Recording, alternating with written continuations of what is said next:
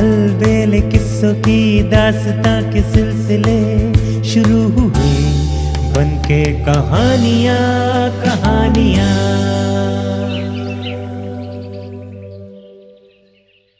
आइए सुनते हैं आज की कहानी सवाल दर सवाल। सेठ रमेश्वर लाल बड़े धर्मात्मा और पुण्यशील थे। लाडेसर गांव में उनकी बहुत प्रतिष्ठा थी। सेठ जी जितने दयालु थे उतनी ही वे नर्म और सेवाभावी उनकी पुत्रवधू शीला भी थी। लेकिन सेठ जी अपने कामकाज और राजपाट की बात किसी को नहीं बताते थे। सेठ जी की अवस्था धीरे धीरे ढलने लगी थी और वे वृद्धावस्था के रोग के शिकार भी होने लगे थे। एक दिन शीला ने गौर से देखा कि ससुर जी के चेहरे पर झुर्रियां पड़ने लगी हैं और चिंता के कारण उनका चेहरा भी थोड़ा थोड़ा काला पड़ने लगा है। शीला पहले तो संकोच के कारण ससुर जी से कुछ पूछने की हिम्मत नहीं जुटा पाई, लेकिन जब उसने देखा कि दिनों दिन सेठ जी की हालत बिगड़ रही है तो उसने एक दिन हिम्मत करके सेठ जी का रास्ता रोक ही लिया। वो बाहर निकलने ही वाले थे कि शीला ने झुककर उन्हें प्रणाम किया और घूंघट हटाकर सामने खड़ी हो गई। सेठ जी को बड़ा आश्चर्य हुआ। उन्होंने खकराते हुए गला साफ किया और पूछा, बेटी मुझसे कोई काम है तुम्हें? शीला ने सेठ जी को झुककर प्रणाम करते हुए कहा, जी बाबूजी। कहो बेटी क्या चाहिए तुम्हें? शीला बोली, बाबूजी मैं देख रही हूं आपको अंदर ही अंदर कोई चिंता खाई जा रही है। सच सच बताइए आपको क्या परेशानी है? सेठ ने बात को टालते हुए कहा, कुछ नहीं बिटिया, राजकाज और व्यापार में कुछ न कुछ लगा ही रहता है। लेकिन शीला बार बार आग्रह करती रही और फिर वो अड़कर खड़ी हो गई।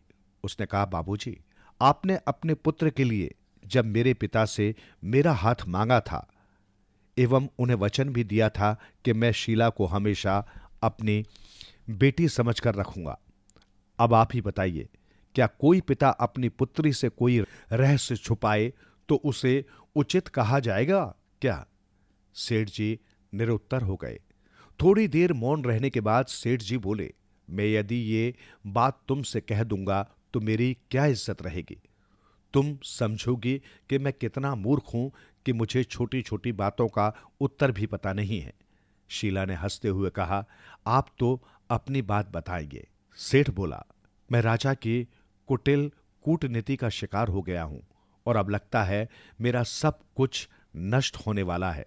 शीला मौन खड़ी रही। सेठ ने कहना जारी रखा। उसने बताया कि राजा ने 8 दिन बाद अपने दरबार में उपस्थित होने का आदेश दिया है। कहा है कि यदि मैं राजा के प्रश्नों का उत्तर नहीं दे पाऊंगा तो राजा मेरा सारा धन छीन लेगा। अब की बार शीला को हंसी आ गई। उसने हंसते हुए कहा, बाबूजी आप मुझे अपने साथ राजा के दरबार में ले चलना।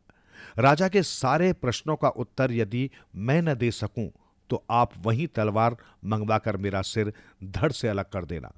इतना सुनते ही सेठ सहम कर पीछे सरक गया। सेठ ने शीला को इनकार करते हुए कहा, तुम्हारे छोटे छोटे बच्चे हैं, इनको तुम्हारी बहुत जरूरत है। मेरा क्या है, मैं वृद्ध हो चला हूं। मैं कह दूंगा राजा को, यदि मैं आपके प्रश्नों का उत्तर न दे सकूं तो आप मेरी संपत्ति छीनने के स्थान पर मेरा सिर कलम कर देना।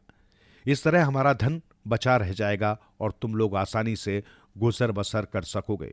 शीला ने हाथ जोड़कर कहा, बाबूजी आप मुझ पर भरोसा तो कीजिए। अंत में सेठ ने शीला की बात स्वीकार कर ली। 8वें दिन निर्धारित समय पर सेठ अपने पूरे परिवार के साथ राजा के दरबार में उपस्थित हो गया। राजा ने सेठ को देखा और उसके साथ उसकी सुंदर पुत्रवधू को भी निहारा। फिर पूछा, हां तो सेठ जी आप तैयार होकर आए हैं? सेठ ने उत्तर दिया, महाराज आपके प्रश्नों का उत्तर मेरी पुत्रवधू ही दे देगी। मुझे इसके लिए कष्ट करने की जरूरत नहीं पड़ेगी। राजा ने मुस्कुराते हुए कहा, चलो ठीक है। अब राजा ने एक एक कर सवाल पूछने का मन बनाया।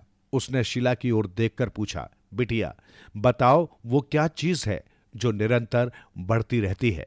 शीला ने बिना वक्त गवाए कहा, महाराज उसे तृष्णा कहते हैं, जो पल प्रतिपल अपना आकार बढ़ाती रहती है।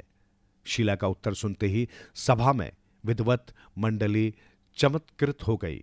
उन्होंने सेठ की बुद्धिमान पुत्रवधू का उत्साहवर्धन किया। राजा ने प्रसन्न होते हुए कहा, सेठ जी, आपकी पुत्रवधू बहुत विदुषी है, लेकिन अभी मेरे 2 प्रश्न बाकी हैं। शीला ने विनम्रता से उत्तर दिया, महाराज, आपका आशीर्वाद बना रहे। आप 2 ही क्यों, चाहे तो आप मुझसे 9 प्रश्न पूछ सकते हैं। राजा ने मुस्कुराते हुए अगला प्रश्न पूछा, वो क्या चीज है जो निरंतर घटती भी है और बढ़ती भी है? सवाल वाकई में बहुत टेढ़ा था। दरबार में बैठे हुए बड़े बड़े विद्वान अपना दिमाग लगाते रहे, लेकिन किसी को इसका उत्तर नहीं सूझ रहा था। तब शीला का स्वर गुंजायमान हुआ, महाराज, जगत। जी हां, जगत ही वो वस्तु है जो रोजाना बढ़ता है और घटता है। ये संसार रोज ही आबाद होता है और रोज ही घटता है। जहां पहले सागर लहराता था, वहां अब रेगिस्तान है, अर्थात जगत का स्वरूप रोजाना घटता बढ़ता रहता है। राजा ने बिना रुके अगला प्रश्न दाग दिया, अच्छा बिटिया, ये बताओ, वो क्या चीज है जो न घटती है न बढ़ती है?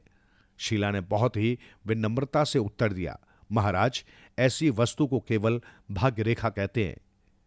ये जस की तस रहती है और मनुष्य को इसे ज्यों का त्यों स्वीकार करना पड़ता है। भाग्य के परिणाम से राम और कृष्ण भी नहीं बच पाए थे। राम को वनवास भोगना पड़ा था और कृष्ण का तो जन्म ही कारावास में हुआ था। सभासदों ने खूब प्रसन्नता व्यक्त की और तालियां बजाई। अंत में राजा ने अंतिम प्रश्न उछालते हुए पूछा, तुम बहुत बुद्धिमान हो, मुझे विश्वास है इस अंतिम प्रश्न का उत्तर भी तुम्हें आता ही होगा।